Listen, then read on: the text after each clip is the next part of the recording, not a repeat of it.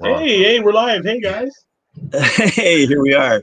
Thank you once again for joining us on the Friday night panel on Talkin Fight. It's going to be a great discussion. We've got Neil Adil joining us. We've got Christian, and we've got Mike. Uh, just to change it up, we're going to start off with a bit of history, courtesy of Christian. But before we do, we have a quick banter because before going live, we were discussing the weigh-in between a couple of high-profile fighters who we enjoyed. One in particular, one who Mike has profiled on his show. Anyway, we're so to let our viewers in on who we were discussing. I'll let Mike take that away. But after that brief discussion, let's jet over to Christian for his history Definitely. piece, and then we'll get into our big bouts. The ebony blonde bomber Bridges, huge talk right now. Decides to show up in the weigh-in. It's controversy. It's huge. You know what? So what, guys?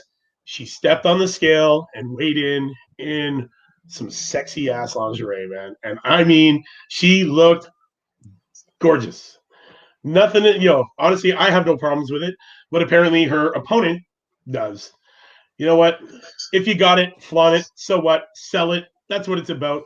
At the end of the day, let's be real. I've watched this girl fight, man. It's not a beauty contest, man. This girl can throw hands and she can knock people out, man. You know what? She's building her brand and she's doing it great, man. Honestly, I love it. I love everything about it. And you know what? She's catching flack for it. And to all them haters out there, shut up. Well, I thought you were going to say nothing. Hold on. Ease, Mike.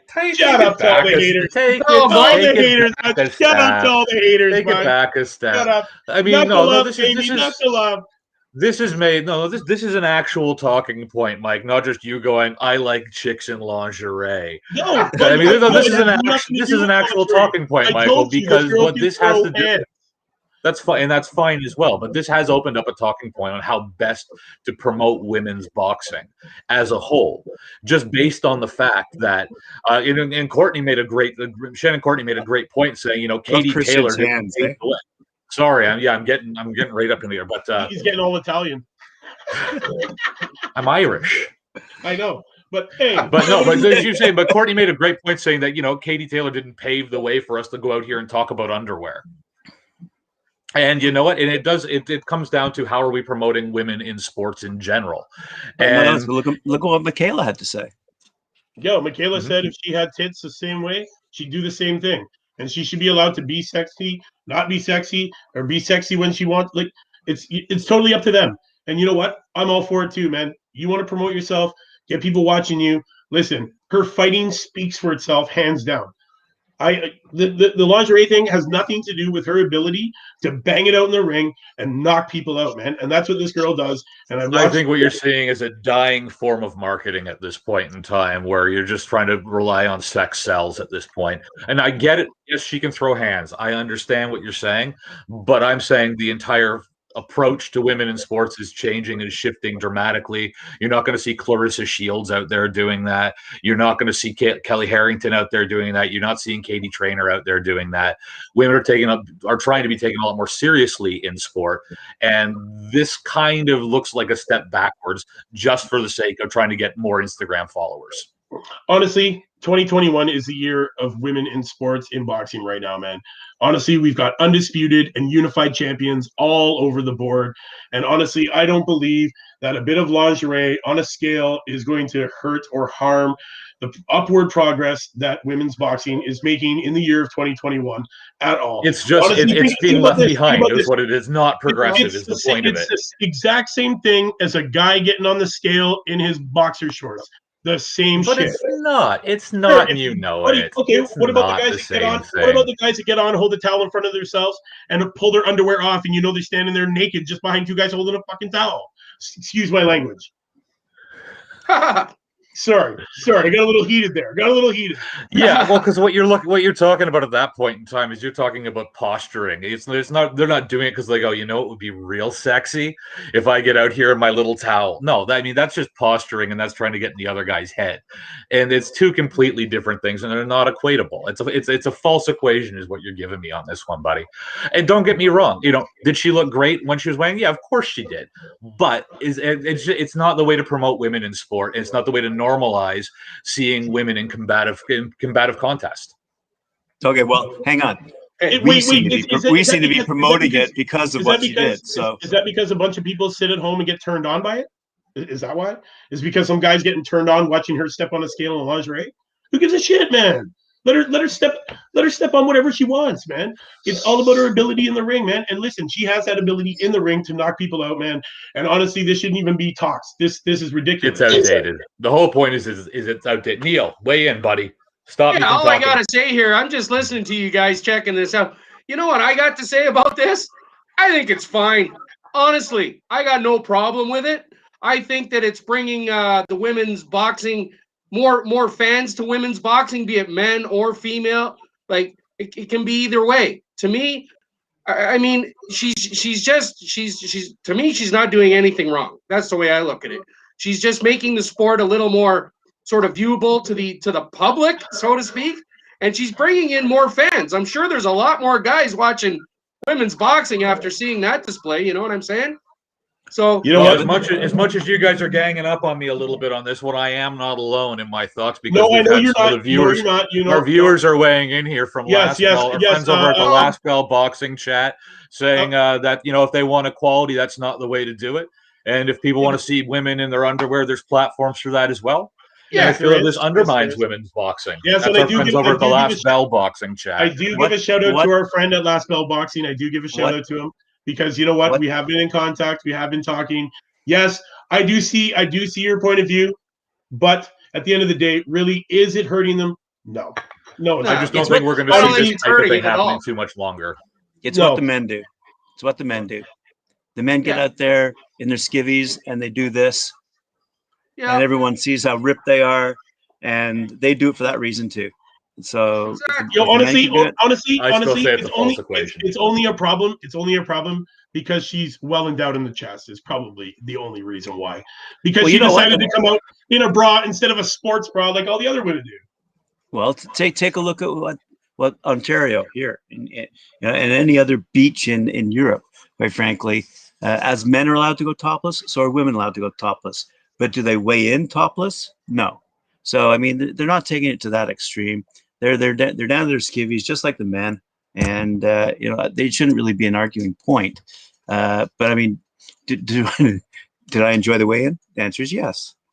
On that note, guys, I do have to jet off. As I told you earlier, I have to leave this call earlier. So I'll leave it with you. I know Christian's going to do a bit of a history lesson for you to calm guys down a little bit, and and listen. Enjoy the rest of the chat because there's some great bouts coming up this weekend, and probably some great knockouts coming our way for our Sunday discussion. Anyway, lads, I got to leave. Have yourselves a good conversation and keep it civil. Definitely, we'll try. If not, we're going to be knuckling it up. That's damn exactly. Sure. Well, that's definitely be knuckling it up if there's listen, I know where both you guys are at. Hey, don't forget that. See you later, guys. Have a good one, Graham. Okay, so I am going to jump in here on our history for the day. Now, this is a bit of localized history for our Toronto viewers. So I know Last Bell's coming to us from Britain, so you're going to have to bear with me for a moment or two on this one here. So today, I want to bring you an actual article here that was written back in 1920. It was a commentary article done in the Toronto Star, and it was written about the mayor of Toronto at the time, someone by the name of Tommy Church. Tommy Church was wildly popular in Toronto back in the early, going on a century ago now at this point, and he was elected 7 times in a row. Now, the person who wrote this article was obviously a big fan of boxing and not a fan of Tommy Church's. So I'm going to read you verbatim this article, and then we'll get to the end of this here. But I think you'll enjoy this, Mike, as well as Neil as well here. Absolutely. So this has to, here we go. So Mayor Church is a keen lover of all sporting contests. He is an enthusiast over boxing, hockey, and all of the manly sports. Any sporting event that attracts voters as spectators numbers his worship as one of the patrons. If marbles, leapfrog, tic-tac-toe contests were viewed by citizens of a voting age, the mayor would enthusiastically be present. Due to the youth of competitors, the mayor reluctantly refrains from attending all of the above-mentioned sports. The other night, the mayor and I attended boxing bouts at Massey Hall. No, we did not go together, but we were both there. The mayor's entrance was impressive. He remained standing for some time, bowing to his friends and people who knew him. "Who's that?" asked the man next to me. "Oh, that's the mayor," I replied. "Down in front," he called the man next to me. The mayor enjoyed the first bout hugely. During it, he shook hands with everyone around him. He didn't seem to know when the bout stopped, as he was still shaking hands when the bell rang for the last time. Sorry. Between the rounds, the mayor stood up and looked over the crowd. "What's he doing? Counting the house?" asked the guy next to me. "No, he's letting the sport-loving people look at their sport-loving mayor," I said. "Down in front," shouted the man next to me in a rude voice. During the next two bouts, the mayor recognized a number of acquaintances in the crowd. He waved to all of them. He also shook hands with all of the soldiers present in uniform, shaking hands with some of them 2 or 3 times just to make sure he was seen doing so. Scotty Listener was taking a bad beating in the next bout, and the mayor's eyes never strayed to the ring. But he did applaud vociferously whenever the crowd did. He turned to his right-hand neighbor and saying, "Listener's beating him, isn't he?" And his mayor looked at him piteously. "I thought Listener was the better fighter," said the mayor, satisfied, looking eagerly around for someone else to shake hands with. At the end of the fight, the referee consulted with the 3 judges at ringside and hoisted the hand of Listener's opponent as a sign of victory. The mayor then stood up and said, "Well, I'm glad Listener won." Exactly. "Is that really the mayor?" asked the guy next to me. "That is his worship, the sporting mayor," I replied. "Down in front," yelled the man next to me in a rough voice. So it looked as though the mayor enjoyed the last bout best of all. Of course, he didn't see it, but he discovered several people who he had not shaken hands with. And also, there was a great deal of booing and cheering during the bout. Sometimes the mayor would absent-mindedly boo when the crowd cheered, but as always, he righted himself instinctively at once. He seemed to be able to shift a boo into a cheer with the same ease and grace of shoving a Ford into low gear. At the close of the fights, the mayor absent-mindedly said meetings dismissed and dashed for his motor car, thinking that he was at a city council meeting. The mayor is just as interested in hockey as he is boxing. If cootie fighting or Swedish pinochle or Australian boomerang hurling ever taken up by the voters, you can count on the mayor being ringside for a seat, for he loves all sport. The Toronto Star, March 13th, 1920, written by Ernest Hemingway. Oh my God. Really? Wow. No way. So for some of our viewers who are not local and maybe don't know this, Ernest Hemingway, the storied American author, actually spent a few years in Toronto. And from 1920 to 1924, he started off as just a stringer, but then was a staff writer for the Toronto Star and eventually a foreign correspondent for the Toronto Star, from about 1920 to 1924 when he was in his early 20s. And you can kind of see his writing style start to take shape through some of his articles that he did. For anyone who's interested, the Toronto Star does have an entire archive of the Hemingway papers. But those were his thoughts on, he was a noted boxing fan and not a fan of Tommy Church. But that's our local boxing history for the day. Wow. Wow, that's interesting. Ernest Hemingway. Yeah. That was cool. No, that very, very interesting, Christian. Great piece awesome, of history. Christian. Yeah, great piece of history. All right, Big Mikey, take us into this weekend's bouts. What do we got? What do you got, Mikey? What are you looking forward to? I'm looking forward to all 3 of these cards, man. All 3 of these cards. We've got Jaron Boots Ennis versus Mr. Sergey Lipinets. I can't wait to see this fight, honestly. I profiled Jaron before. He's undefeated. He's young. He's hungry. He's fast.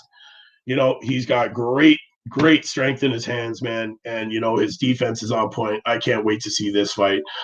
I'm excited for the entire card, actually. There's some good fights on there.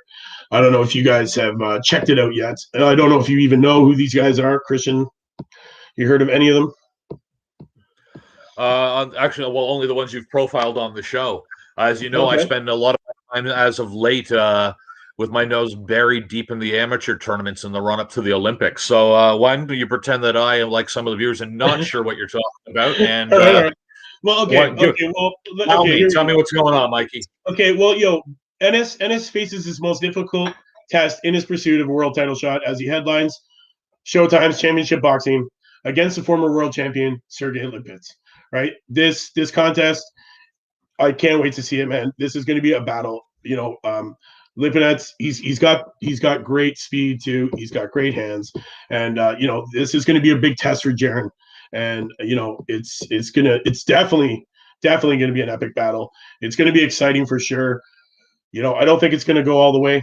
That's my prediction. I think it's going to end in a nice knockout, like usual fashion. That's what I hope. It's going to definitely. No. You can't just say it's not going all the way. Give me a round. Where's it happening? Oh man. You know what I'm saying? I'm saying it's not going past the 5th. It's going to be a war. It's definitely going to be a war. Stoppage in the 5th is your call? No, I'm saying it's going to be a full-blown knockout. I'm saying it's a KO, buddy. I'm saying it's a KO. I'm going with my boy Boots. I got to back him, man. I profiled him on the show before. I believe, he's a big, he's a rising star. Definitely. I think we're going to see big things from him in the future. 100%. So I'm totally backing my boy Boots in this fight. Yes, it is his biggest test. And I believe, he's gonna come out the victor in this one for sure. The rest of the card. Do you guys know any of these guys? Yes, Mikey. Yes, I like Ennis myself as well. Jaron Ennis, I like him. Yeah. Undefeated, fantastic fighter, moving up the ranks. This is going to be his toughest test, definitely. Lipitz is no pushover, as we all know. No world champion. But Ennis definitely, I agree with you, Mikey, on that one. I think it's going to go maybe 4 or 5 rounds. Ennis will hopefully knock him out. He's got 24 knockouts, out of 26 bouts? I mean, he is a knockout expert as a welterweight. It's definitely going to be a great fight. Definitely going to be a great fight. We got Evan Holyfield and Nicholas Compton on that card as well. Evan Holyfield, he's super welter. He's 5-0 right now. That's going to be another good fight to watch. Then we got Mark. I guess it's Magsayo. I think that's Mark Magsayo. Yeah, Mark Magsayo. He's 21-0 right now, and he's fighting. I like him, Mark Magsayo. Take him. Yes, definitely. It's going to be an epic battle with him and Pablo Cruz. I find that they kind of have equal fighting styles, and I believe they do have similar fighting styles. I think it's going to be another epic battle. This card is actually, gearing up to be pretty awesome, man. Honestly, we got also on that we got Stanis and Dilrome I don't even know how to pronounce this guy. We got Staninis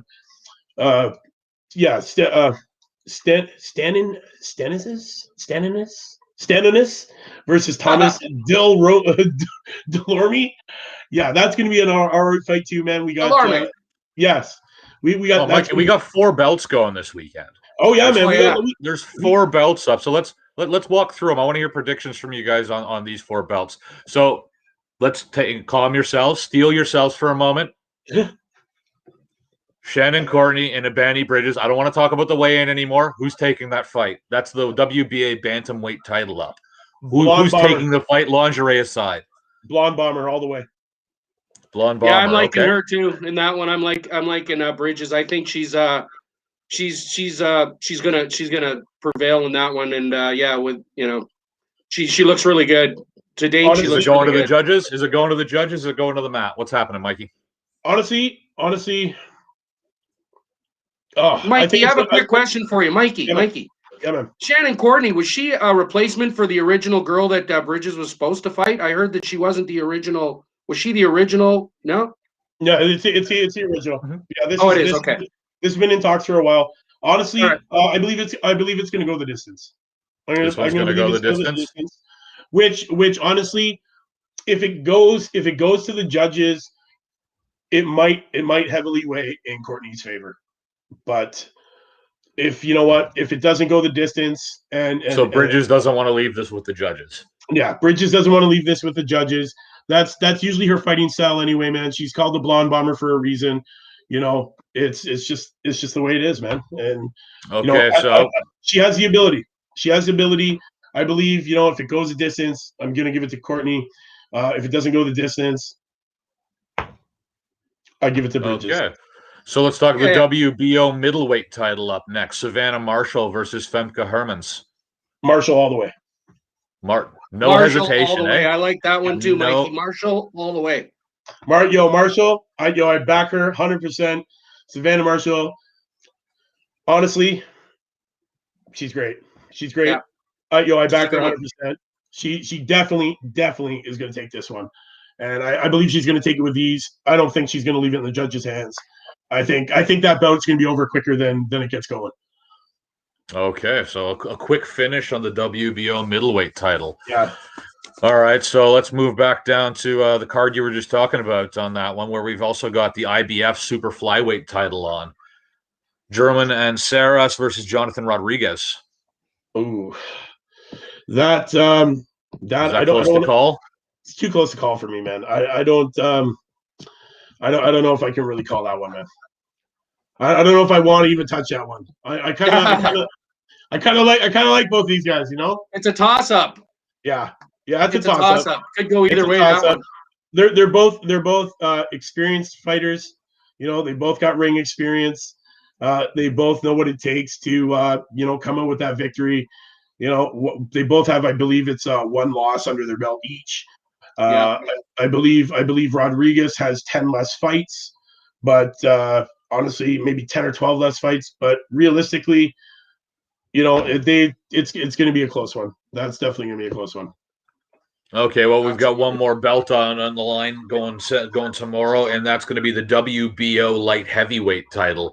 Joe Smith versus Maxim Vlasov. Oof. Oof. Neil, why don't you start us off on this one? What do you got? What are your thoughts? Well, that's a heck of a fight. I'm really looking forward to that fight, Joe Smith Jr. and Vlasov. I think Joe Smith Jr. might have the upper hand in this one. He's got a lot of experience, and I just think that in the end he's going to pull it off. It's not. I don't think there's going to be. I think it's going to go probably the distance and maybe win by a split decision or something. But it's definitely going to be a great fight, And the winner of that, like we've talked about on earlier on, we were talking about the guy Bitter Bioff. So Bitter Bioff will probably end up fighting the winner of that battle there between those two guys. So it's going to be, I like Joe Smith Jr. in this one. I think Vlasov is by far the elder statesman on this one. He's got 48 fights under his belt to the junior's 29, right? This fight was originally supposed to get off in February, but Vlasov tested positive for coronavirus, right? Yeah. And honestly, Smith, he wanted to kick off his 2021 where his 2020 concluded, in the bubble where he knocked out former world champion or beat former. No, I think he's knocking former. No, this is a vacant. This is a vacant belt. I know. Yeah. What I'm saying is he's coming off of, knocking out Alvarez and then also a unanimous decision over Dimitri Bivol. So he's on an upward battle. Honestly. Exactly. I believe Joe Smith's taking this all the way, but I don't think Vlasov's got the gas in the tank or the tools in the shed to be able to record of 45-3, and you don't think he has the tools in the shed? Not against Smith, man. I think Smith has a little bit. I think Smith has the edge, man. Here, I think Smith is the more talented fighter. I do believe that. Okay, so is this going to go the distance, or is this? That's it. Yeah, I think it'll go the distance. I think this one you're calling. They're both tough, Mikey, as you know, Christian. They're both tough fighters. Both these guys got heads like bricks, but they got chins, man. They got chins. They can take shots, They've proven it time and time again. And you know what? When you get two guys in the ring like that, it always makes for an epic battle. That's 100% what we like. And you know what? I give it to Smith, man. I think Smith takes it all the way, for sure. Yeah, I agree with you. I like Smith in that one too as well. And like I say, there's going to be on May 1st. There's that upcoming fight with Bivol and Craig Richards for the WBA title. So eventually, either one of those fights, Beterbiev is going to have to fight either Bivol. I would think Bivol is going to take that one and retain the title. And then maybe it'll be Bivol against Joe Smith Jr. Who knows, right? If he wins, you know what I mean?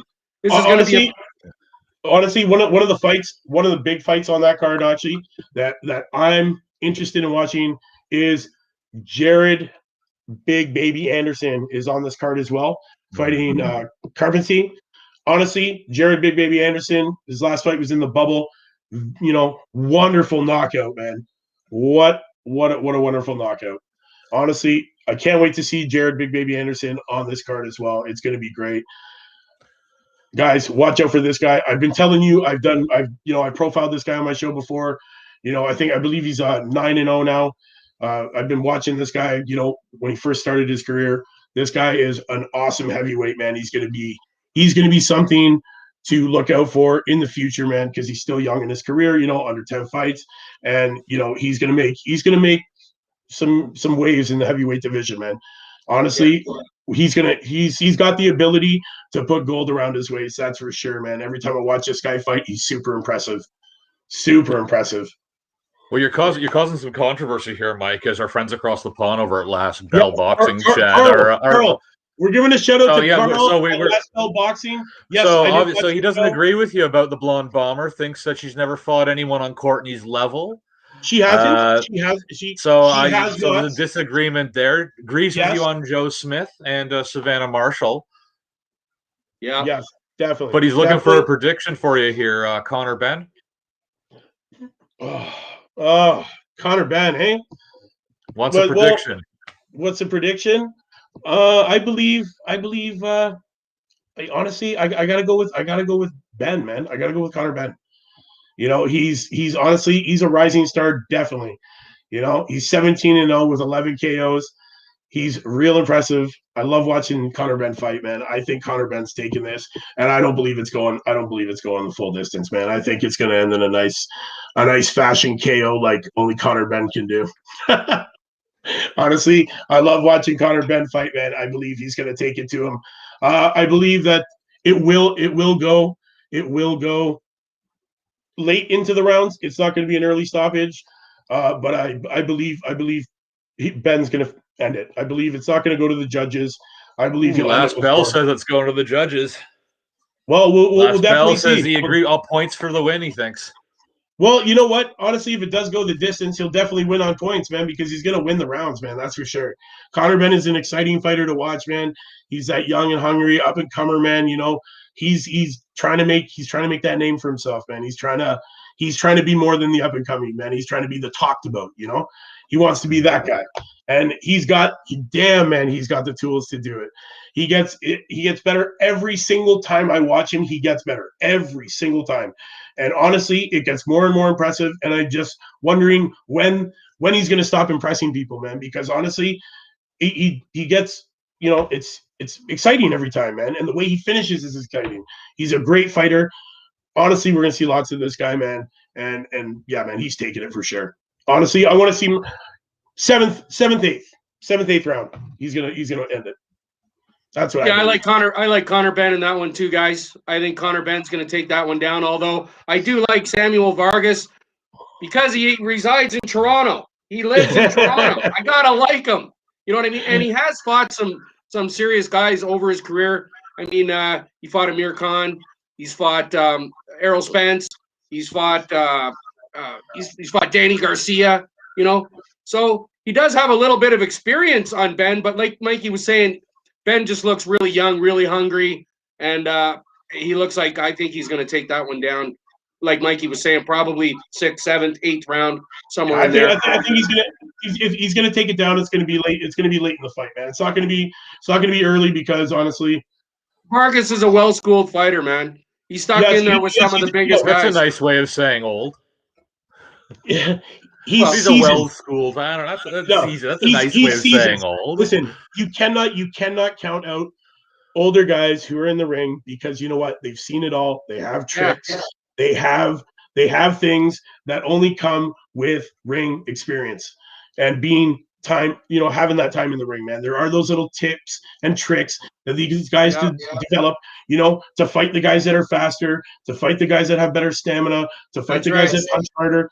You develop this, and this is how you have these long careers, man, is by developing tools to stay alive. You know what? You can't count on Vargas, though, because you know what? He could end it. He does have power in his hands to end this with a shot. So, you realize that was the argument that I was using for Vlasov a few minutes ago, right? The 45-3 versus the 29. Yes. Okay. Just as long as you hear it while you're saying it. Okay. Oh, man. Honestly and truthfully. And yes, Carl, you're listening. AJ versus Fury doesn't happen. Yo, man. Yeah, when Fury sobers up, that's when I'm going to believe that's going to happen. No, man. When Fury puts down the pint, that's when it's going to happen. They still have not worked out the venue deal. And if that venue deal doesn't happen, the fight contract is void. Yes. So they will have to go back to getting this fight deal underway again, which, you know what? If the location deal doesn't happen, I don't see this fight ever happening. Because honestly, we've waited so long already. We've got all these heavyweights right now that are lined up to fight these guys after these fights happen. That's right. Honestly, exactly. There's a ton of them waiting for these two guys. Yes, the heavyweight division is on hold right now because of this. But it's a year of unification. It's a year of undisputing. Everybody wants to see the heavyweight division undisputed. They want one champion so that there's no discrepancies on who the best in the world is at heavyweight. And you know what? I'm all for that, but let's get it going already, man. You know what I mean? By the time this fight actually gets underway and these contracts, we're almost in another year. You know what I mean? This fight's going to happen late summer. And then you know what? That's a whole year that we've had these guys. Yeah, they're just arguing over money or something, locations. No. Now it's just a site deal. It's a location. Yeah, location, right? It's just it's a location. Come on. This was when it was originally penned for Saudi. Why don't you just fight in the backyard, get it over with? It was originally penned for Saudi Arabia. It's not happening. Apparently, I don't know what happened to that deal. It fell apart. But they had 30 days to sign a new site deal, or the fight was off. So I don't know if we're at that 30 days or that 30 days is coming up very soon. So we're going to hear something about this. They are super quiet about it. They're keeping it secret, because the minute that this happens, the boxing world's going to explode, because this is what we've been waiting for. This fight needs to happen because we need those titles to be undisputed. We need one champion, man. And honestly, it's the battle of the Brits. We need to see this shit anyway, man. Yeah. That's what we want. Yeah, absolutely. Definitely. I love it, man. But so it's 30 days up Sunday. The 30 days on that deal is coming to an end day after tomorrow. Well, there you go. So that means they have day after tomorrow to make that deal happen, or else that contract that they signed for this fight to take place is dead. Yeah, and the excuse to this point has been, oh, we can't say anything yet because we have an NDA and an agreement that when it's announced, it'll be a joint announcement at the same time. Right. So as long as Bob Arum and Eddie Hearn are never seen in the same room at the same time, they're fine. Yeah. Honestly, I can't wait. There's a lot of fights. There's a lot of heavyweights, man. I want to see. We got lots happening, but we just need this. We need this fight to get underway, man. That's what we need. It just has to happen. I can't wait for it to happen. Hopefully, we hear about. We'll probably hear something Monday morning. It'll probably be released Monday morning. We'll hear the deal's done. Boom. Well, they've only got to Sunday to do a deal, so it'll either be Sunday night or Monday morning. You'll hear they're shopping a new deal. Monday morning, they're either going to tell us it's on or it's off. And if it's off, then you know what? Let's start making other fights happen. That's right. Let these other guys get in there and start fighting. You know what I mean? Stop waiting for these guys. There's a lineup of guys who want both of them. Yeah, and we have guys that are mandatory fights for these guys right now. That's right. Absolutely. Right? Like it's. Oh yeah. I can't wait, man. I can't wait. Oh, it's Right gonna be on. epic. So yeah, There these we are go. all the events going on. Honestly, there's some big events. Honestly, one of my guys that I've profiled, watch out for, Duke Reagan. He's on the Smith and Vlasov card. I like this kid, man. He's young, he's hungry. He's one of these up and coming prospects with under 10 fights under his belt. You know, got to watch this kid, man. He's very exciting. He's going to be on that Smith Vlasov card. So check him out. Trust me, you'll like watching this kid fight, man. He's very exciting, very fast. You know, great defense, man. Check him out. Definitely. Very cool. Yeah, man. Other than Before we that, sign off, guys, Neil, do you have anything before we finish off? Mike, Neil, did you have anyone that you wanted to cover this evening, or anything that you're looking forward to in the great big wide world of fights? Well, I just wanted to ask you guys a little bit about your opinion on all these old-time retired fighters coming out of retirement. There's all these fights now. Like you see this Julio Cesar Chavez Jr. versus Anderson Silva. Really? oh yeah, You know what I mean? Like, what is this coming to now? And then Well, you I got mean, your it's the Miguel equivalent of the Cottos old and your- timers your matches one. for the NFL, all right? In the well, NHL. Yeah, like- wait. What about Oscar De La Hoya coming out of retirement? Apparently, he's going to fight a UFC fighter now.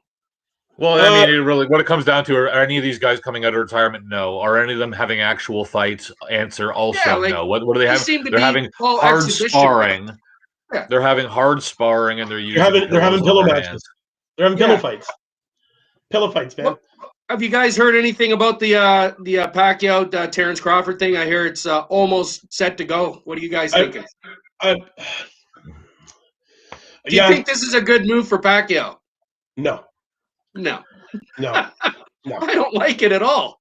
Honestly, Pacquiao should have fought what's his name? Conor McGregor. He should have taken that deal. McGregor screwed that up. Here's another one. McGregor wanted to fight Pacquiao. Yeah, but, no doubt. That disappeared when he lost to what's his name over in UFC there. Yeah. Whatever his name is. Yeah, he lost that fight. That deal went away with Pacquiao. Yeah. You know what? Yeah, so there's all these. You know what? There's Pacquiao's a legend. He's he's gonna die in the ring, bud. He's gonna die in the ring. He's never gonna retire. He's gonna die in that ring. You know, he's also a senator in the Philippines. Yes, he is a senator. And what? Yeah. He's the only eight division champion ever. Yeah. In boxing. Currently, yes. Yeah. The only one. No, but you know what? Honestly, he should hang it up. Freddie Roach has his next Filipino fighter that he's training in LA right now, though. Yes. Yumar Marcial. Yes. And right now there's a bit of controversy going on because the Filipino Olympic squad wants him in Thailand at the national training camp with the rest of the team, where Freddie Roach is going, why don't you guys just send one of your coaches over here to train him up for the Olympics, and we'll just stay in LA.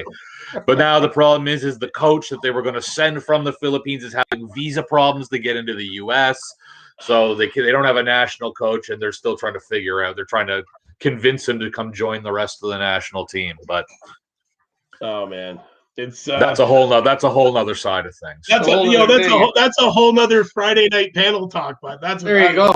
Oh well, as we get closer to the Olympics, I will drag you guys down into the world of amateur fights once again.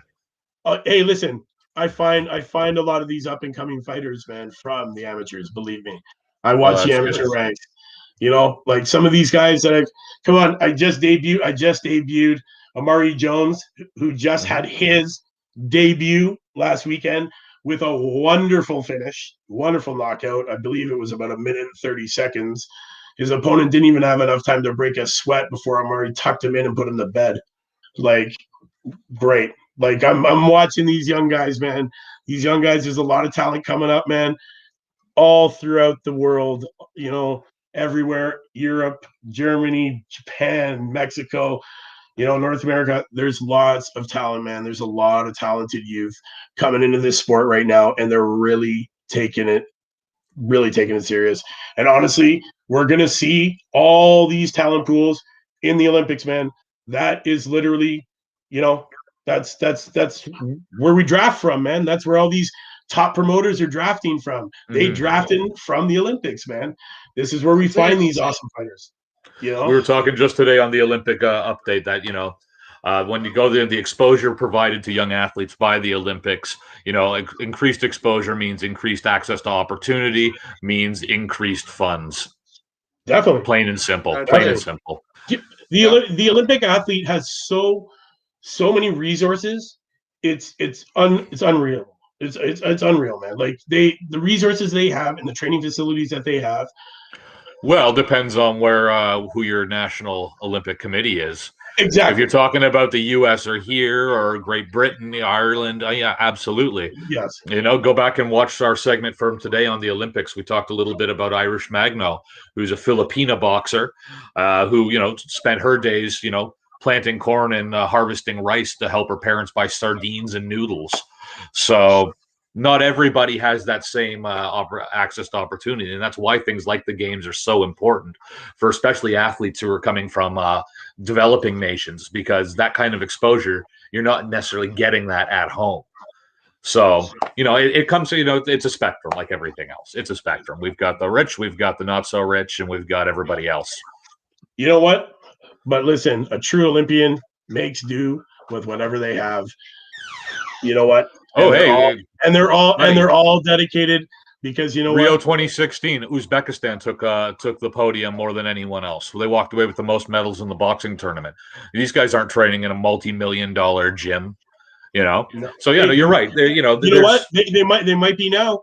It comes down to the strength of the program. Actually, Umar Kremlev, the head of the AIBA, just recently announced that Tashkent, the capital of Uzbekistan, is going to be the 2023 World Championship site. So I'm sure they will be putting a little bit of boxing infrastructure in over the next couple of years in advance of that tournament. But I'm just saying, it doesn't always come from the country with the most money. You're right. Yeah, I'm agreeing with you. I guess. Our viewer Carl, yes, giving a shout out Last Bell Boxing. You know what? He does have a great point, man. Great Britain does have a strong team for the Olympics, and yes, Eddie Hearn is definitely already sniffing around. Believe me, he's already. I want to talk to you about Ben Whitaker on the Great Britain team, and not today, but when that's next time we get you on here, when we actually get you on to chat, I want to hear your thoughts on Ben Whitaker. Okay, definitely. You know what? I want to. We should probably extend an invitation out to Carl, man. We should try and get Carl on. That's whose thoughts I want to hear on Ben Whitaker. I want to hear Carl's thoughts, because he is across the pond with them. Yes, he is across the pond. Yeah. He is across the pond. He has his own show, Last Bell Boxing Chat. I'm trying to get on there, so we can mix it up and talk to him. We're trying to work something out through our schedules. Definitely, I'd like to invite him on here to chat with us in Canada, and definitely get his thoughts on all this, man. Honestly, we'll get some transatlantic opinions. Yeah, he's agreed. So definitely, we're going to set it up. We're definitely going to set it up. Carl, I'll be in touch, man. I got you on Facebook, man. We'll message, and we'll definitely pen something in there, man, and we'll get it going, man. Honestly. Right on. Okay, well, I think that about wraps it up for this evening, guys. So, fight fans, thank you so much as always. Neil, thank you for stepping in to join us this evening. Yeah, Mike, Neil, as always a pleasure. Thanks a lot for having me, guys. I appreciate it. Yeah. Guys, as always, check out Neil the Deal. Check out Knuckle Up with Mike Orr at 4. And Mike, why don't you take us out? Guys, viewers, thank you. We're at that time. We have to go. Our producers are telling us it's time. Again, view it, like it, share it. Jab that like, hook, subscribe, knock us out those comments, because we love to always answer you guys. We love interacting with our fan base. Thank you for the support and love, guys. We got work to do. We got fights to watch. We do all the hard work, so you don't have to. We'll see you Sunday for the knockout of the week at 4 o'clock with Mike Gore on Knuckle Up. We'll see you next Friday. This is the panel. We're out.